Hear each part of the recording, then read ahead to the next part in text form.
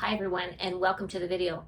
I'm in my 60s now and I have been the same weight my entire adult life. Never mind a few pregnancies along the way. And I've also been really happy. And you might think, well, yeah, you're happy because you're the same weight and you've been slim your whole life. Well, it doesn't really work like that. I have certain habits that I stick to. And I didn't start out thinking that I was actually even following habits. It just happened. But looking back now, I can see that these habits have really made it easy for me to maintain my weight and to have a positive outlook on life. And I want to share what's worked for me because maybe some of these things can work for you. I have 7 habits that I implement into my life every single day. And I'm going to take you through those 7 habits one by one and see if you can see yourself using some of them. Number 7, socialize. No man or woman is an island. We are social beings and we need to interact with each other. And it's so important, but yet easy to forget, especially in this day and age where people are working from home. We need to be able to talk to people and engage, be a joiner. If you're a joiner, you get a sense of well-being. You have a sense of belonging. Many studies have shown that people that don't engage and people that are too isolated can really suffer from cognitive decline. So your mother may have told you not to talk to strangers, but I'm going to tell you, talk to strangers. Talk to people in the stores, talk to people that you meet, maybe not some random guy in the parking lot. But you know, my kids, they think that I'm like the mayor at Walmart and Costco. I seem to know everybody.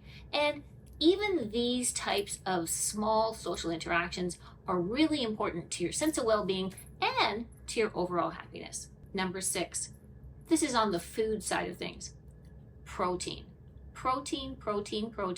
Women are notoriously low on their protein.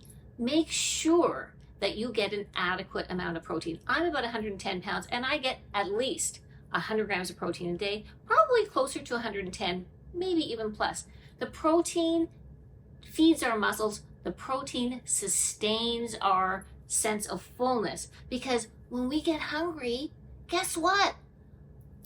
We just start eating. So make sure that you get that good, healthy, lean protein at every meal and at your snack time, and it is essential to stave off hunger pains and keep you on track. Number 5, make your bloody bed. This is such an easy fix. I hate coming in at the end of the day and seeing my bed like this. I want there to be a space of calm amidst the chaos.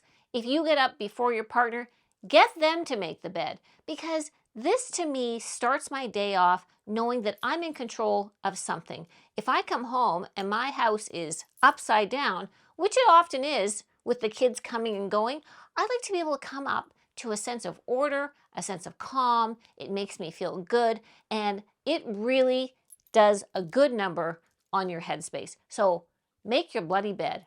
Number 4, drink more of the good stuff and drink less of alcohol and soda because these are full of sugar, excess calories that you do not need. The alcohol also, again, really high in calories, lots of sugar, affects our sleep, affects our liver, all of our different bodily functions. So really, we need to drink more water. So do what you can to really increase your water intake. I recently did a little short and I did a review on the Air Up. So John told me in the comments that he tried the Air Up and he loved it because it helped to break his habit of drinking so much soda. So if you can find something that's going to do that for you, then by all means, go for it. Our body needs fluid for proper function. Make it a point to increase your intake of water. Number 3, swap. I have used this made up method in my head that has served me very well. And I am an expert at this because I eat absolutely anything that I want, but I don't eat everything every day. So let's take a look here. I think that we can all agree that these are all healthy fats. Olive oil, nuts, avocado, eggs, nut butter. And let me just say that we need fat. Do not stay away from fat. Sometimes people think, oh, Nancy, you're making everything so fat-free and low fat. No. I know how important fat is for our brain function, for our heart, for our bodies, for our nails, for our hair, for everything in our body. We need fat. Do not stay away from fat. But we can't have all of these things just because they're good for us and they're good fats. We can't have them all every single day. Fat is very calorie dense. So that's why we have to pick and choose. You want to have avocado toast? That's fantastic. Maybe then don't have 3 full eggs. Maybe just 1 egg and then the whites. For me, I often will give up something because I love toast with peanut butter or nut butter. So I might cut back on a fat in a different area of my plate. That's the way that I decide to swap things around. You might have seen me before going out for breakfast, and I will always ditch the potatoes in order to take the toast so that I can have that with my peanut butter. These are the kind of swaps that we work out. Think about it like this. You're the CFO of your daily meal plan, and you have to stay within a budget. You have X number of calories to work with. Only you know what that is. And you get to move around your investments, but you can't blow the budget. Okay, it's kind of like going out. You want to buy a dress and a purse and the shoes, but hey, you only have X amount of dollars. So something's going to have to wait for another day. So let's look at this plate. So we've got a great burger, and we've got some fries, and we've got some mustard, and we've got some mayo. So we're thinking, what's going to go? So what do I really want here? Well, I want those fries. Like, I'm just telling you, I want those fries. So I'm going to swap my bun. I'm taking my fries. And for me, veggies are always free. You just eat as many of those as you want. So I've got the burger now. I've got some nice veggies on it. Am I going to take the mayo or the mustard? Well, you know what? If I had decided that maybe I'm only going to have half the fries, then maybe I might have half the mayo. For me, forget the mayo. Give me the fries. I'm going to add mustard. And, I'm not really worrying about putting this into MyFitnessPal. For me, I've been doing this long enough. I think it doesn't always have to be exact, but you have to be reasonable. So this swapping, this being the CFO of my meal, allows me to have whatever I want. And that's the way to look at your food. Don't have to be so rigid. You decide. Number 2, you might think this one sounds a little bit silly, but I think this is super important. Smile. Yeah, smile. It is so important.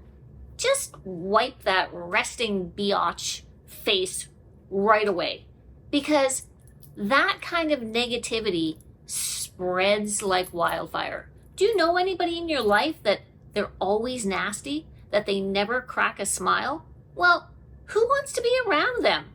Positivity is contagious. If you smile, others smile. And then our body releases endorphins and we get this feeling of happiness, and it is wonderful. So, you know what? Try it. Instead of just always being within yourself, smile, put a smile on your face, and people will smile back. You're going to be so surprised how this one small thing that we all have the ability to do can make a huge change in your life.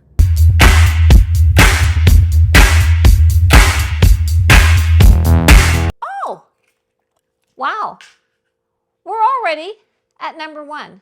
My number one habit, and I really hope it's going to be your number one habit, is to move. Our bodies are designed to move, and it doesn't matter what you're going to do. You could be dancing, you could be lifting, you could be walking. You all know that I love to walk. You could cycle, you could be jogging, you could be swimming, you could be hiking, you could be on those circus bars that I was using before.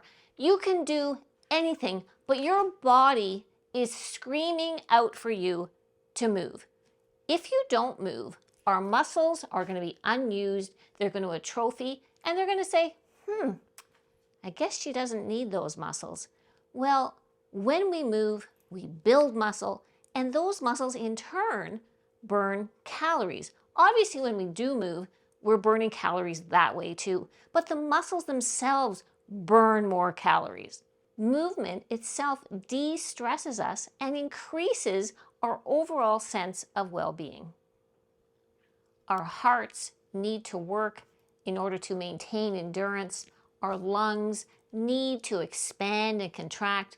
Our brain needs our heart and our lungs to push fluids through our body to help us with optimal neurological function. The movement is so much more than just trying to keep us slim. A movement has to be a way of life. It doesn't matter what you do, but you need to move every day. I hope that you enjoyed the video and that one or two of these habits might work their way into your life and make a positive impact. Thanks so much for being here with me today, and I'll see you in the next one. So really increase your good, healthy water. And make a positive impact. And